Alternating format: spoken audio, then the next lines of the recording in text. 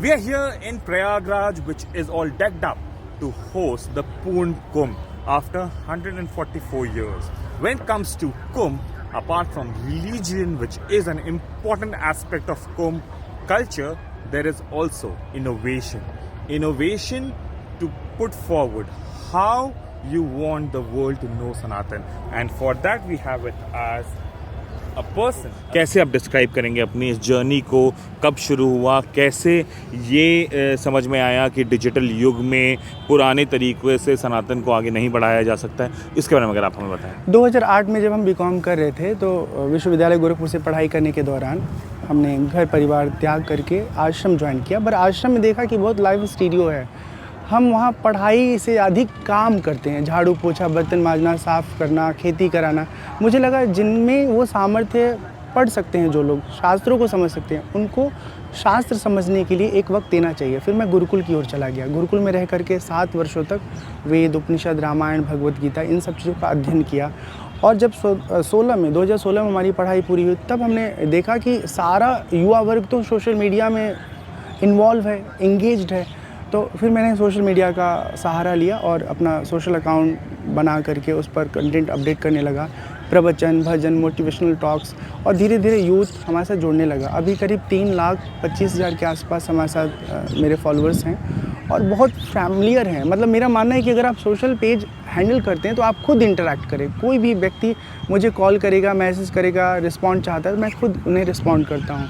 और डिजिटल बाबा जो मेरा नाम पड़ा, उसका सिर्फ एक उसका उद्देश्य है कि जिस तरह से हम डिजिटली प्लेटफॉर्म का उपयोग करके, गैजेट्स का उपयोग करके अपने आध्यात्म को, सनातन धर्म को यूथ के बीच में ले जा रहे हैं। और पता है, मैं बहुत लंबा चौड़ा प्रवचन नहीं करता हूँ, मैं कट टू कट बात करना चाहता हूँ। समय बहुत कम है, थोड़े समय में हम उन्हें पिन पॉइंटेड तरीके से समझा पाएँ। मेरी कोशिश सिर्फ इतनी रहती है बच्चों से कि देखो, ज़िंदगी में खुद के साथ बहुत ट्रू रहो। अगर आप अपनी पढ़ाई के साथ ट्रू हैं, अपने जॉब के साथ ट्रू हैं, अपने रिलेशनशिप में ट्रू हैं, माता पिता के साथ ईमानदार हैं, फिर लाइफ में कोई तनाव नहीं है। स्वामी जी, इससे पहले कि हम ये इंटरव्यू ख़त्म करें, काफ़ी मज़ा आ रहा है आपसे बात करने में। हम चाहते हैं कि हम हमारे दर्शकों को आप दिखाएं कि आप अपना जो सोशल मीडिया प्लेटफॉर्म है उस पर शुरुआत कैसे करते हैं, कैसे आपका प्रवचन शुरू होता है। हम चाहते हैं कि आप इसके थ्रू हमसे हमारे कैमरे पे बात करें। नमस्ते सीताराम, हर हर गंगे। आप सबका कुंभ 2025 में स्वागत है। हमें रामशंकर, जिन्हें आप डिजिटल बाबा के नाम से भी जानते हैं। आज हम आपको दिखाने वाले हैं कि गंगा के किनारे क्या कुछ चहलकदमियाँ हो रही हैं। आप देख रहे हैं पीछे एक कॉन्क्लेव हो रहा है, जहाँ पर योगी आदित्यनाथ जी आए हुए हैं, कुंभ के बारे में विस्तार से वो बातें कर रहे हैं।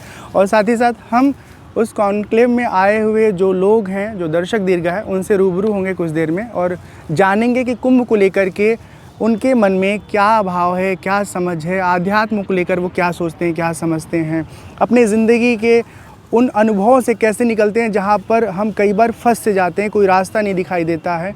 मैं आपको सच बताऊँ, आध्यात्म एक ऐसा विषय है जहाँ पर आप तकलीफ़ों में भी खुश रहना सीखते हैं। कैसे आप प्रतिकूल परिस्थिति में अपने आप को संतुलित रखेंगे और अपने लक्ष्य को पाने तक निरंतर चलते रहेंगे, वो सारा सामर्थ्य हमें आध्यात्म से मिलता है। सुबह शाम थोड़ा हमें ध्यान करना चाहिए। आंखें बंद करके जब अपने आप को ना अनुभव करेंगे तो यकीन मानिए जो व्यवहार का असर हमारे ऊपर होता है वो सब समाप्त हो जाता है। So you heard it here. This is something that is called the uniqueness of Sanatan when it comes.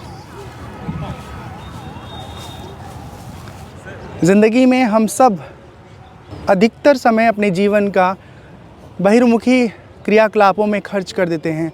हमें चाहिए कि कुछ वक्त हम स्वयं के लिए दें, खुद को जानें, खुद को समझें। हमारी ज़िंदगी का उद्देश्य क्या है? केवल संसार की चीज़ों को इकट्ठा करना नहीं, हमारे जीवन का पर्पज़ है स्वयं को जानना, स्वयं को समझना और उस स्थान को पा जाना, उस अनुभव को पा जाना जिसके पा जाने के बाद कोई चाहत शेष नहीं रह जाती है, सारी चीज़ें हमारी पूरी हो जाती हैं। ऐसे ही आप हमारे साथ बने रहिए। मैं हूँ स्वामी रामशंकर, आप सबके साथ और भी कुंभ की झलकियाँ साझा करते रहेंगे। अब इतना ही। नमः शिवाय, राधे श्याम।